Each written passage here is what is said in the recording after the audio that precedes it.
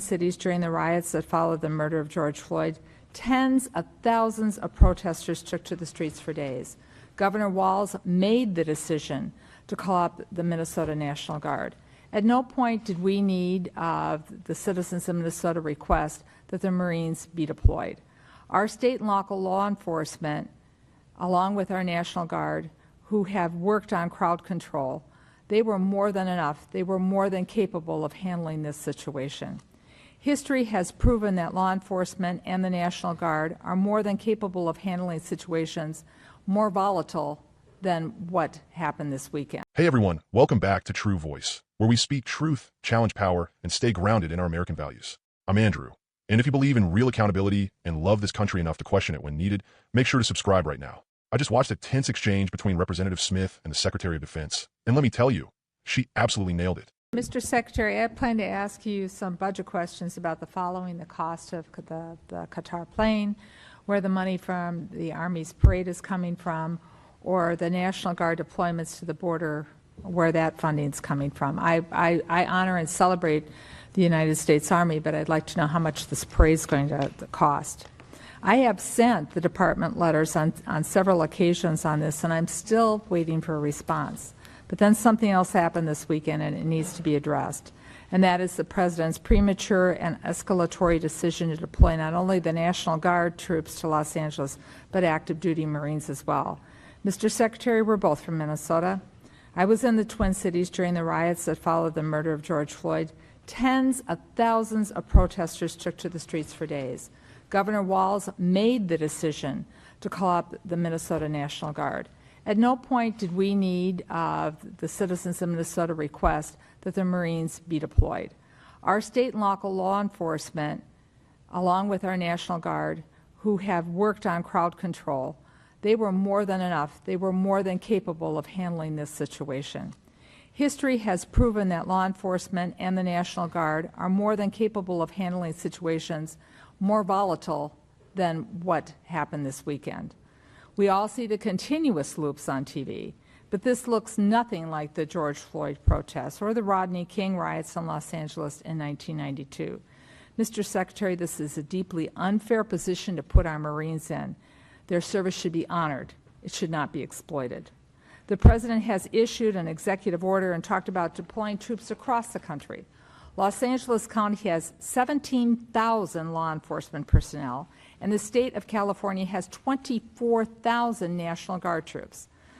So that's why the Los Angeles Chief Police to say, and I quote, "The possible arrival of federal military forces in Los Angeles is absent a clear coordination, presents a significant logistical operational challenge for those of us who are charged with safeguarding the city," the end of his quote.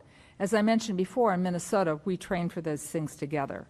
So there's no need for the Marines to be deployed. So here are my budget questions, though.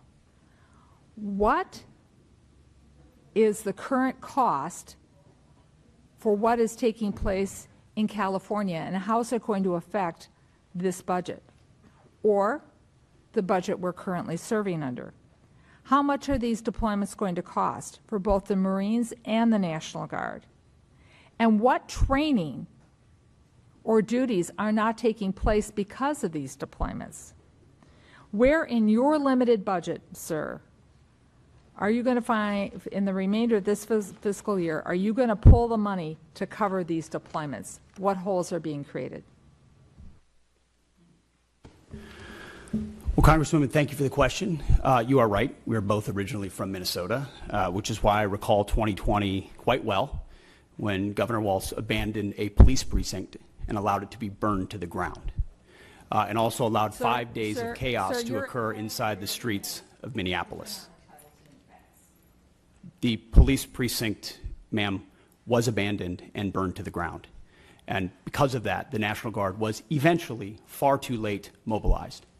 And President Trump recognizes a situation like that, improperly handled by a governor, like it was by Governor Walz, if it gets out of control, is a bad situation for the citizens of any location. So in Los Angeles, we believe that ICE, which is a federal law enforcement agency, has the right to safely conduct operations in any state and any jurisdiction in the country. especially after 21 million illegals have crossed our border under the previous administration. ICE ought to be able to do its job, whether it's Minneapolis or Chairman, Los I have Angeles. limited time. I asked a budget And they are question. being- Could the Secretary please address the budget? Thank you.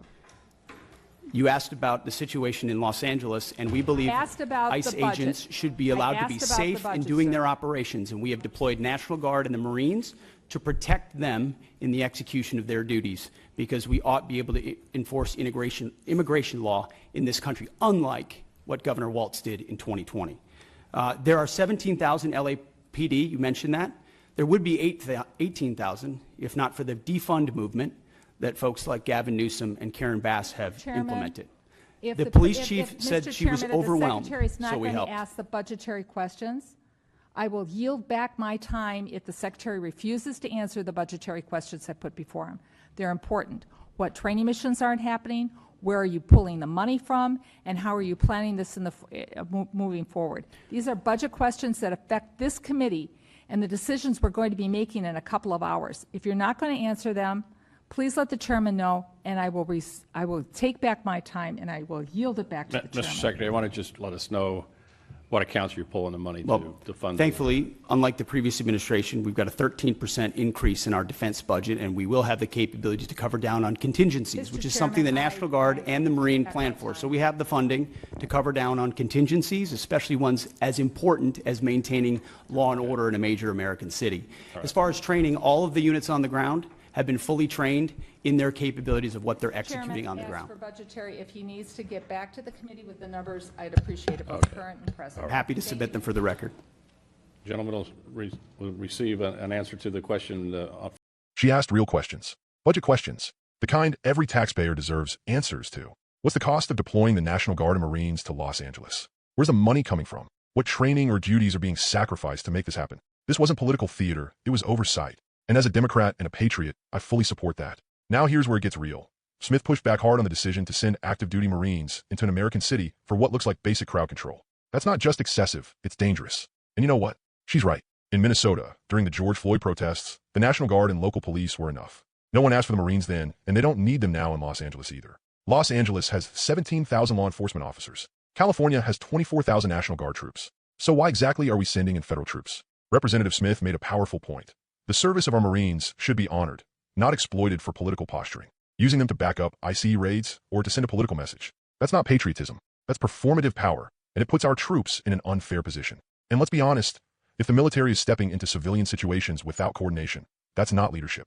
That's chaos waiting to happen. Now, instead of answering her questions, the Secretary deflects, talks about Governor Walz in 2020, blames local leadership, and justifies deployments by talking about ICE enforcement.